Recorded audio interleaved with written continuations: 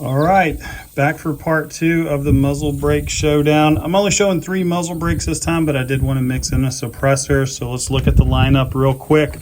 First off, I want to go ahead and throw this in. I know a lot of people like shooting for suppressors. So this is my Yankee Hill Machine 30 cal.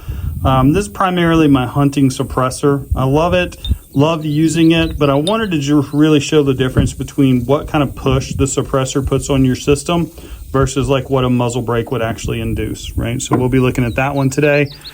Also, DN5, we covered this in the last video that I did. If you guys hadn't seen it, maybe go check that out. This one's unique because it not only does it have the sharp angle of the ports here, it's also deep cut up here. So gases come up, drives the muzzle down, and you guys will be able to see that on hopefully on the videos that we're going to capture today. But I've been using this ever since that last comparison video. It just performs so well, keeps the muzzle flat, super happy with it. Next one I wanted to bring out is the Ace brake. This one's really popular in PRS. I see it all over the place. I mean, it's done by the original Oki squad. So it's really good design actually. So as you can see, it's a flat port design. There's no angles backwards. It just comes out straight to the side here. And whenever that happens, you get no blast to the shooter, which is fantastic. Now you'll see it's slightly angled upwards here. So when the gas is coming down, it's driving that muzzle down as well as the ports on top.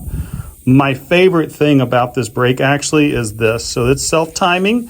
And whenever you get it where you want to, they have these little, basically pressure screws that you can put in there and you can lock that down when you get it timed. Then it has a hex head on the front here. You can see that. Hex head, screw it off whenever you clean your gun, screw it back on, put your hex head in there, tighten it down, and it's already timed because you have these pressure screws. That is a great design, and I think they just killed it with that one. We'll see how that one does overall with the muzzle flip. And the elephant in the room is the Chad. So I got the Chad, I got the Morgan King edition. As soon as I got it, first thing I did is threw it in my blast cabinet and tried to get most of that gold off. I'm probably going to get it DLC coated like in black or something. I just didn't want a big gold penis hanging off the end of my gun.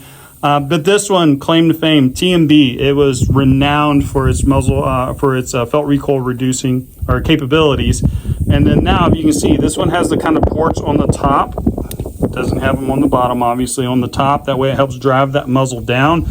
And it's capturing all of the gas very similar to what the TMB did. But now the Chad is capturing that gas coming back and coming up, which is driving that muzzle down.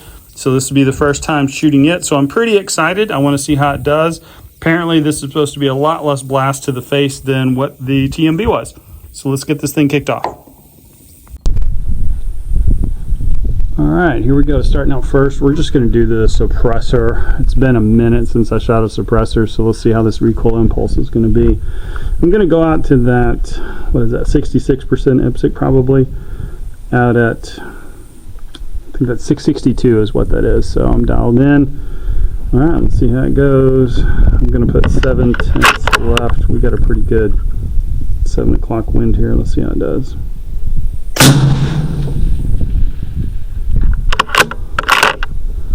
Okay, obviously zero blast to me. Recoil impulse is interesting.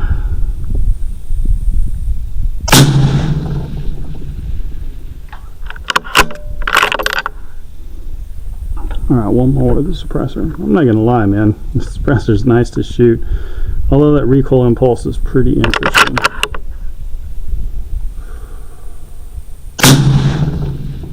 Yeah, it's got a really big push to it.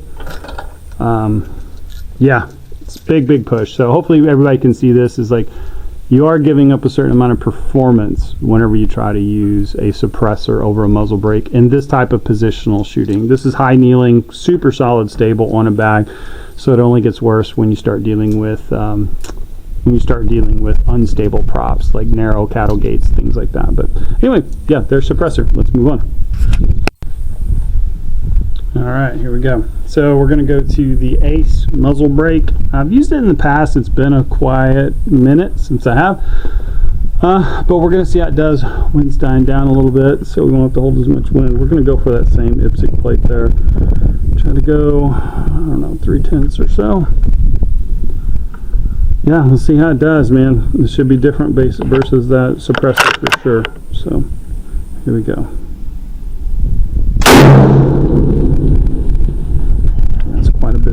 actually. No blast though. I get nothing to me. So.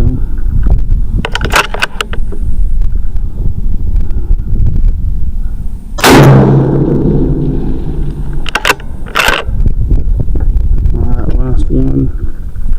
Again, no blast. That is super sweet actually.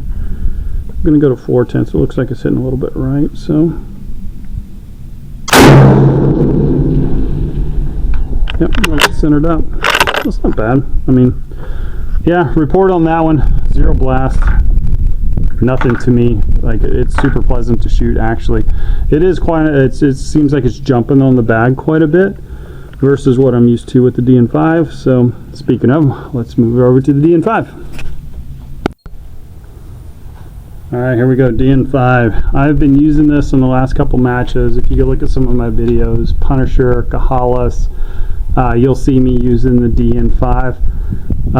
Super good about tracking flat. As if anything, it has so much down push, it actually goes negative. You'll be pushed under the target. Alright, so let's see what we can do here. Get a little bit more square on the gun. Same thing, 3/4 inch or 66% IPSC down there. Let's see.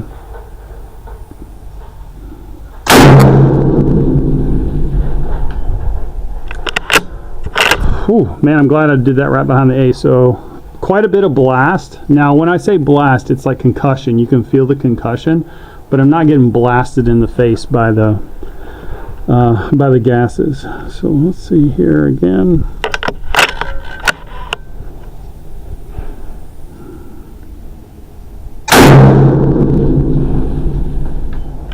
Left side of plate. Yep. I mean, I'm feeling it, but it's not. I can say in a competition setting, I've never felt me getting blasted, so that's kind of good there. All right, last one here. Oops, there goes my suppressor. Here we go.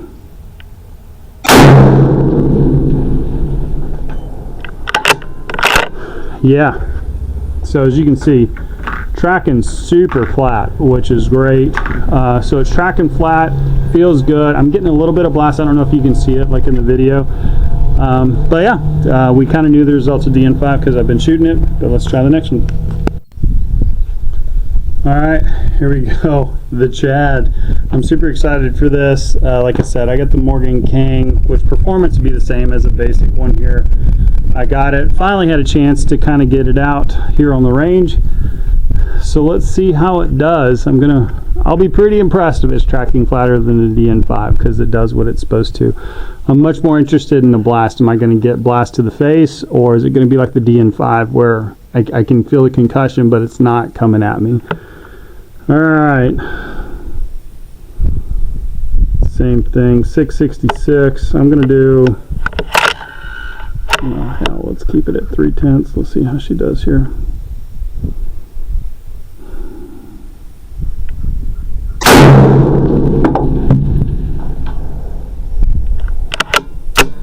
Okay, very good at blast. Yeah, guys, I didn't get that much blast.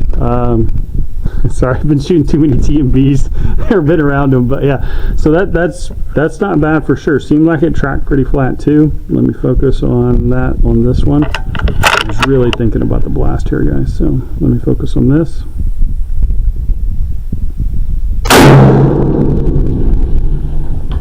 Yeah.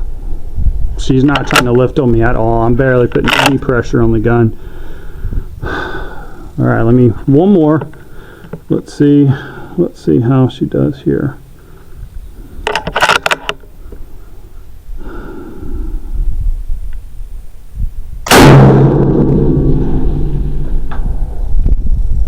Yeah. So you saw it kick a little bit left there. I had basically almost no shoulder into it. That's why it was able to kind of kick around. Okay, wow. Yeah, super flat. You know what, I'm going to put 2 more here. Sorry. I want to, because I want to make sure I'm not getting that blast, and I'm just kind of being, let me get form, because I got 3 rounds through it. Let me give you a little bit more here, guys. Got thousands through the DN5, so let me check this one real quick here. I'm going to try to get a little bit more square on the gun.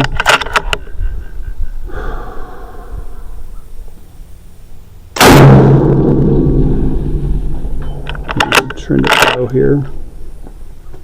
All right, last one. Last one. Again, square on the gun, pushing straight back. See how she does.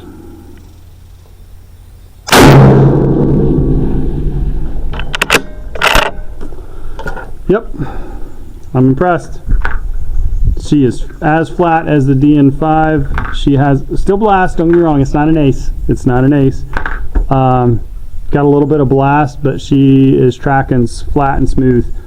Yeah, I think I'm going to be taking the Chad to the Twisted Barrel here in a couple weeks, put it in a competition setting, but mark me as impressed.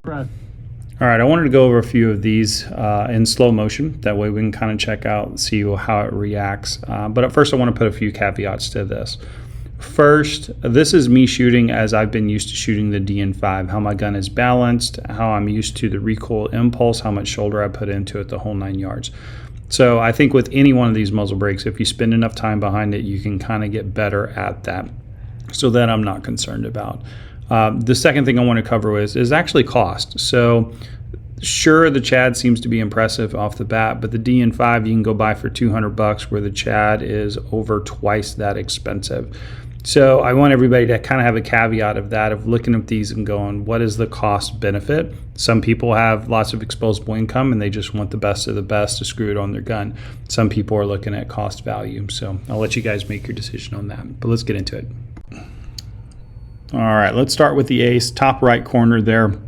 You'll see whenever the shot breaks here, it has a pretty hard muzzle climb, 2.5 to 3 mils, something like that. But what's really interesting about it, even with the directed ports up top and kind of the angle, it doesn't really drive the muzzle back down. It just recoils in the back and goes up, which I thought was pretty interesting.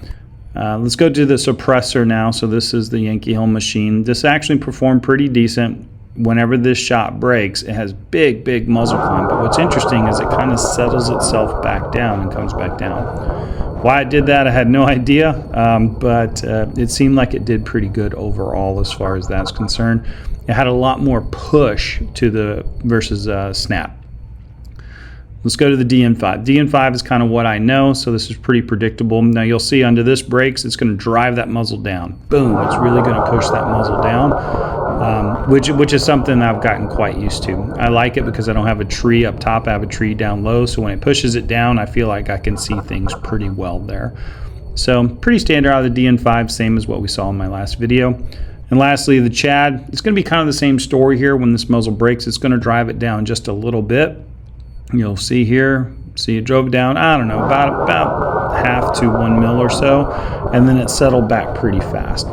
So all in all, I think the DN5 and Chad are pretty comparable as far as felt recoil going to the shoulder and being able to drive that muzzle down and keep you a little bit more focused on the target, where obviously the ace drove it up, so you really had to divert your eyes to kind of see what was happening at target, and with the suppressor it kind of did the same thing.